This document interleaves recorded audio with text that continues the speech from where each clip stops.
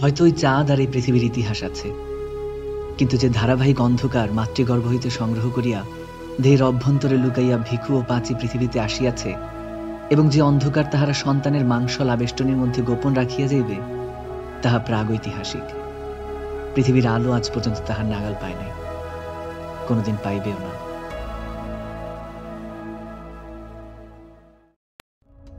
ইংরেজি ভাষায় মানিক বন্দ্যোপাধ্যায়ের সর্বাধিক অনুদিত গল্প প্রাগৈতিহাসিক।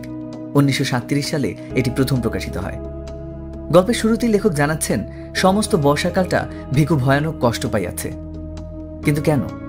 পরের লাইনে জানতে পারছি আষাঢ় মাসের শুরুতে ডাকাতি করতে গিয়ে তার পুরো দল ধরা পড়ে যায়। অর্থাৎ প্রাগৈতিহাসিক গল্পের প্রধান চরিত্র একজন ডাকাত। মানিক বন্দ্যোপাধ্যায়ের গল্পে প্রধান চরিত্রের ডাকাত হওয়া তেমন আশ্চর্য কিছু নয়। এই গ্রন্থেরই পরবর্তী গল্পটি চোর সংক্রান্ত। যেমন মিহি ও মোটা কাহিনীতে আমরা দেখতে পাই কবি ও ভাস্করের লড়াই, কিংবা ভিক্ষুক, গুন্ডা, মালি, সাধু, শিল্পী, রিক্সাওয়ালা, ফেরিওয়ালা, এমন নিম্ন আয়ের অবহেলিত বহু চরিত্রকে আমরা তার লেখায় দেখতে পাই। সুযোগ পাই এই সকল মানুষগুলোর অন্তরে উকি মারবার। প্রাগৈতিহাসিক গল্পের শুরু থেকেই আমাদের ছোট ছোট ডিটেলসে মনোযোগ দেওয়া প্রয়োজন। লেখক জানাচ্ছেন পেল্লাদ বাগদি সম্প্রদায়ের। মানিক বন্দ্যোপাধ্যায় বহুদিন এই সম্প্রদায়ের সংস্পর্শে থেকেছেন, তার বিভিন্ন লেখায় সে ছাপ স্পষ্ট। বাগদি সম্প্রদায়ের মানুষ মূলত নিম্ন শ্রেণীর কৃষিজীবী ও মৎস্যজীবী সম্প্রদায়। তাদের সমাজে জ্ঞাতি গোষ্ঠীর বাইরে বিয়ে হবার রীতি নেই, তাই আমরা দেখতে পাই পেল্লাদের বউ একজন বাগদির মেয়ে। এছাড়া চরিত্রদের কথোপকথনেও বাগদিদের ভাষার ব্যবহার দেখা যায়। মানিক বন্দ্যোপাধ্যায় লেখেন ছোট ছোট বাক্যে, যেমন লিখতেন আর্নেস্ট হেমিংওয়ে। কিন্তু যখন গল্পে কোনো দীর্ঘ অসহ্য সময়ের বর্ণনা আসে, তখন বাক্যগুলো দীর্ঘ থেকে দীর্ঘতর হতে থাকে। যেমন এখানে, বর্ষাকালে যে বনে বাঘ বাস করিতে চায় না, এমনি অবস্থায় সেই বনে জলে ভিজিয়া মশা ও পোকার উৎপাত সহিয়া দেহের কোনো না কোনো অংশ হইতে ঘণ্টায় একটি করিয়া যোগ টানিয়া ছাড়াইয়া জ্বরে ও ঘায়ের ব্যথায় ধুকিতে ধুকিতে ভিখু 2 দিন 2 রাত্রি সংকীর্ণ মাচাটুকুর উপর কাটাইয়া দিল। বৃষ্টির সময় ছাঁট লাগিয়া সে ভিজিয়া গেল, রোদের সময় ভ্যাবসা গাঢ় গুমটে সে হাঁপাইয়া হাঁপাইয়া শ্বাসটা নিল। পোকার অত্যাচারে দিবারাত্রি তাহার এক মুহূর্তের স্বস্তি রহিল না। বড় দুটো বাক্যের পর আবার ছোট ছোট বাক্য। এই দীর্ঘ দুটো লাইনই যেন দীর্ঘ সময়কে লেখন ভঙ্গিমায় প্রকাশ করছে।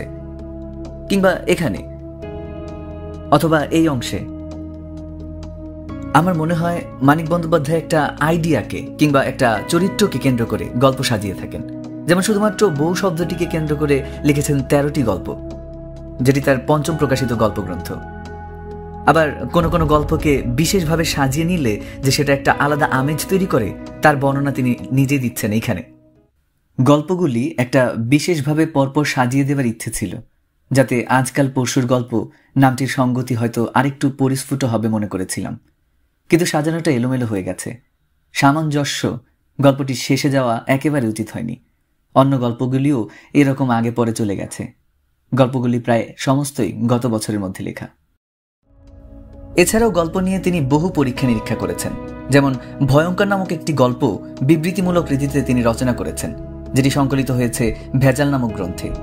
আবার একই গল্প রয়েছে মাটির মাসুল নামক গ্রন্থে, যেটি রচিত হয়েছে নাট্যরূপকে আশ্রয় করে। মানিক বন্দ্যোপাধ্যায়ের এই ভাবনাকে আমরা আরো পরিষ্কার বুঝতে পারি তার লাজুকলতা উপন্যাসের লেখকের কথা থেকে।